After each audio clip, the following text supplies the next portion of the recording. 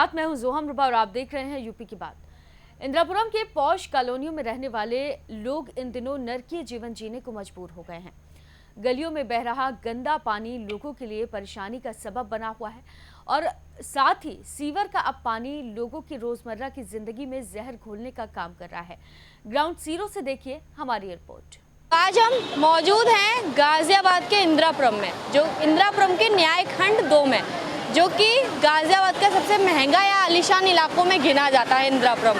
यहाँ के हालात किस कदर खराब है और यहाँ का नगर निगम किस तरह से लापरवाह होकर काम कर रहा है, ये आप मेरे पीछे देख ही सकते हैं कि ये इंदिरापुरम की न्याय खंड 2 का मेन रोड है। यहाँ से अंदर जाने के लिए पूरा रोड बना हुआ है और यहाँ के हालात इस कदर खराब हैं कि 3 दिन पहले बारिश हुई थी, लेकिन बारिश का पानी मेन रोड पे अब तक भरा हुआ है।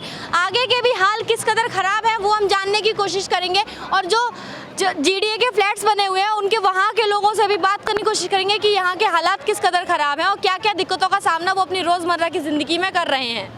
ये इस चीज़ से परेशान है कि ये जो पार्षद बनते हैं किस लिए बनते हैं। जब रोड देखोगे आप, गलियों के हाल देखो, कहीं गटर भरा हुआ है, इतने बड़े बड़े गड्ढे हो रखे हैं। वो नहीं, अगर बच्चा स्कूल से निकलेगा, कोई बच्चा उसके अंदर कहीं सीवर लाइन खुली हुई है, कहीं कुछ हो रखा है। और आप पूरी गली देखोगे तो कीचड़ कीचड़ हो रखा है। मतलब इतनी ज़्यादा बारिश नहीं होती जितना वो कीचड़ भर जाता है गलियों में। मतलब मैं कहती हूँ शासन प्रशासन कहाँ सोए हुए। हमारे यहाँ मेन दिक्कत है सीवर लाइन की, पानी की।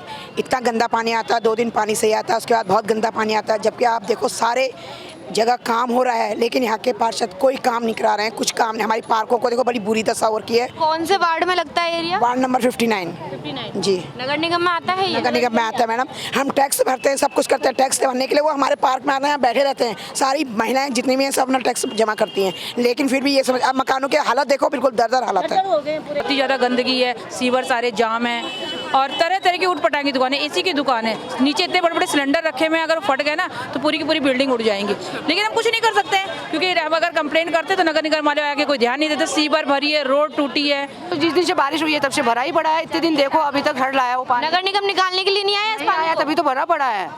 हर साल कंप्लेन क्या होती है वो यही हाल है या फिर इसी बार हुआ है ये? वो हर साल यही होते हैं। जेडीए में भी था।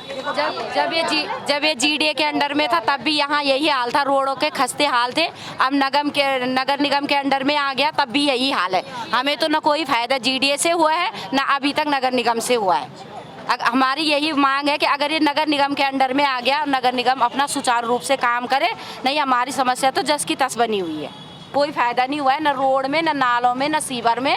ये नहीं लग रहा है कि नगर निगम के अंडर में चला गया तो कुछ यहाँ सुधार हुआ है। कुछ सुधार नहीं हुआ है अभी तक। पानी यहाँ इतना गंदा आता है, 4 साल से हम बहुत परेशान हैं। गर्मियों में तो पानी ही नहीं आता, सर्दियों में 1-1.5 महीने, दीपावली के टाइम वैसे ही त्यौहार का टाइम होता है, वैसे ही पानी गायब हो जाता है। ठीक है, 1 महीने तक पानी ही नहीं रहता, तब बोलते हैं गंगा की सफाई हो रही है।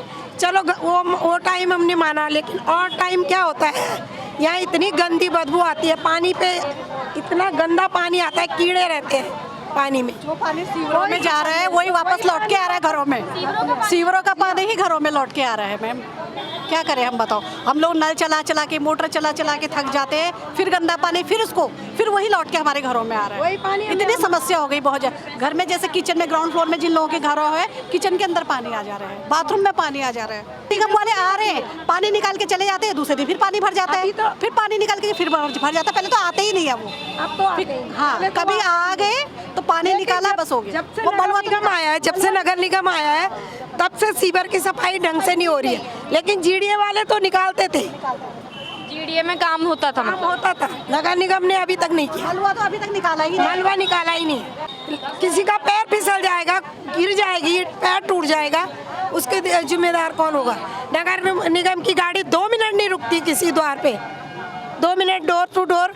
जीडीए की गाड़ी रुकी रहती थी एक जगह पे तो कूड़ा डाल देते थे सारे। ऐसे था, ये बड़ी मुश्किल से सही हुआ और अभी फिर 2 हफ्ते से ऊपर हो गए, ऐसे हो रखा है। रोज का यही है, रोज का वहाँ से लेकर वहाँ तक रोज का यही काम है इसका। उनके पास पावर है, वही लोग कुछ कर नहीं पा रहे तो आम पब्लिक क्या कर पाएगी? कितनी बार उनके पास चले गए, उनको दिखाई नहीं देता यहाँ की हालत क्या है। पार्षद को यहाँ से कोई लेना देना, वो मक्खनपुर का पार्षद है, वो वहीं का काम देखता है, यहाँ से उसको कोई लेना देना नहीं है। तो क्यों आप यहाँ से वोट नहीं पड़ते क्या? वोट हर जगह से पड़ते हैं, लेकिन इंसान अपने ही एरिया को सुधारेगा ना। यहाँ तो आम पब्लिक रह रही है, कूड़े में रहने दो, क्या फर्क पड़ रहा है उनको यहाँ से क्या लेना देना? 2 साल हो गए उनके जीते हुए, उनको ये गलियां नजर नहीं आ रही है।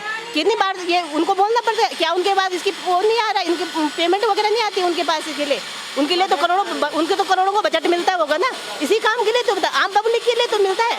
ये थोड़ी नहीं तुम अपने में उन पैसों का अपने खा जाओ। मतलब पूरे मकान जर्जर हो रखे हैं। जब कोई यहाँ दब जाएगा, आम पब्लिक दब जाएगी, जब किसी का नुकसान हो जाएगा तब आएंगे पीछे से कुछ करने। 3-4 महीने से भरा हुआ है। 3-4 महीने से? हाँ। कितनी दिक्कतें होती हैं यहाँ पर? बस इसमें से निकलना मुश्किल है, कीड़े और मच्छर निकलते हैं इसमें से।